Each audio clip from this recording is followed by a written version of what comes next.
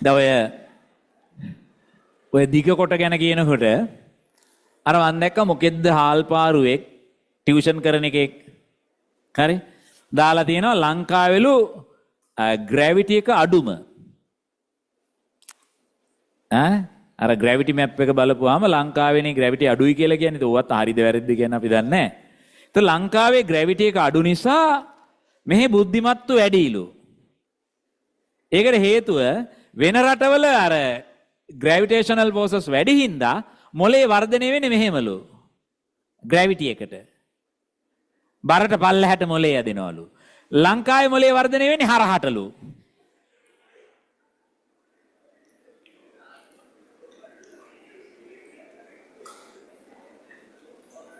හරි සන්තෝෂයි. ඉතින් ඒ වගේ පුදුමාකාර දේවල් සොයා ගැනීම සම්බන්ධයෙන්. හරි. ඒ කියන්නේ දැන් ඕවා නිකන් සිංහලෙන් කියන ඉඳ හොඳයි. බැරි වෙලාවත් ඉංග්‍රීසි වලින් වගේ එකක් කිව්වොත් එimhe මේක සිටියෙමින් අයින් කරලා දානවා ලංකාව. තොපි ඔච්චර බුද්ධිමත් නේ ඵලයව යන්න කියලා. එහෙම රටක් නෑ ලංකාවේ. වගේ එකකට එනවා. මම ඒකයි කිව්වේ විද්‍යාව කියන එක පාවිච්චි කරන විදි බරපතල ප්‍රශ්න. ඔය කියන හැම ලබ්බම පිළිගන්න එපා කියලා තමයි මට කියන්න තියෙන්නේ. උඹලට ඔලුවක් කියලා එකක් තියෙනවනේ. දැම්බන් දැනුම කියන එක කොයි තරම්නම් විවෘතද? ඇයි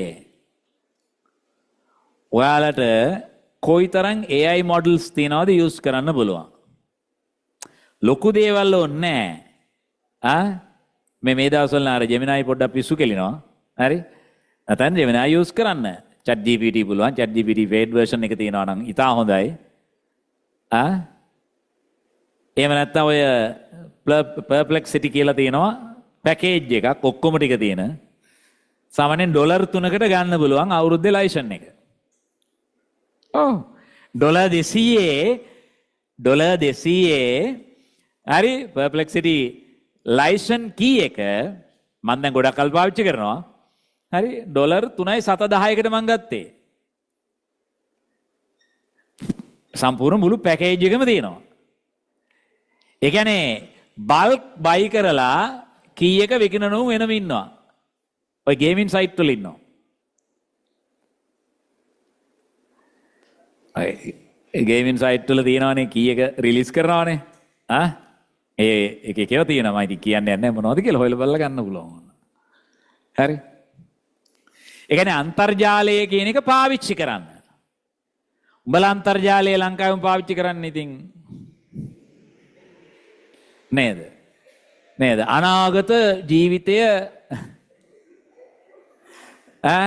ගෙවාගෙන යන්න දැනුම ලබා ගන්න කවුරු හරි කරන එකක් බලන් ඉන්නවා.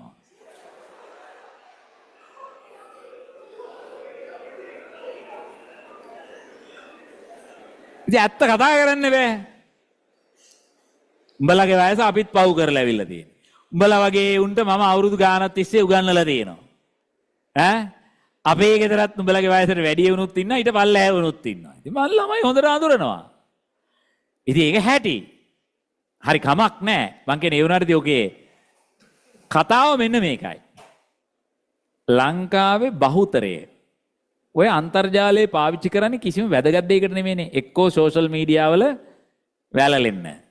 හරි? එහෙම නැත්නම් අර සරල කතාවෙන් කියනවා නම් වැළ බලන්න. ඔය දෙක විතරයි. ඉතින් ලංකාව දියුණු වෙයිද? ඊළඟ මේකේ සුපිරි ආතල් එක මම කියන්නම්. ලංකාවේ හුඟක් එවුන් ටියුෂන් යන්නේ අර විදිහට තමයි. කවුරු හරි කරන එකක් බලන් හිටියාම මට පුළුවන් වෙයි කියලා හිතාගෙන පන්ති වල ගිහිල්ලා ඉන්නවා. අපි කරලා බලන්නේ.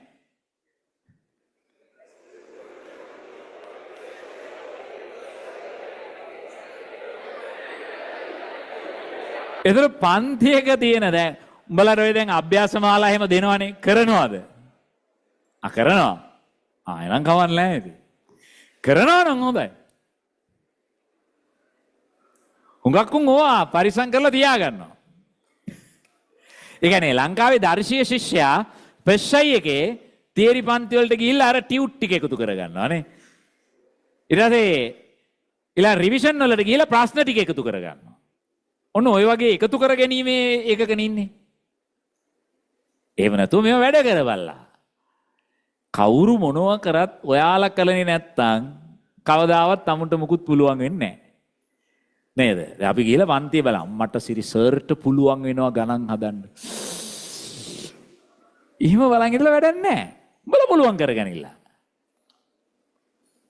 මරුනේ කියලා වැඩක් නැහැ. මරු නැහැ. උඹලා තනියම කරපල්ලා. ඒක කරන්න ඉගෙන ගන්න. හරි. පස්වෙනි එක මෙන්න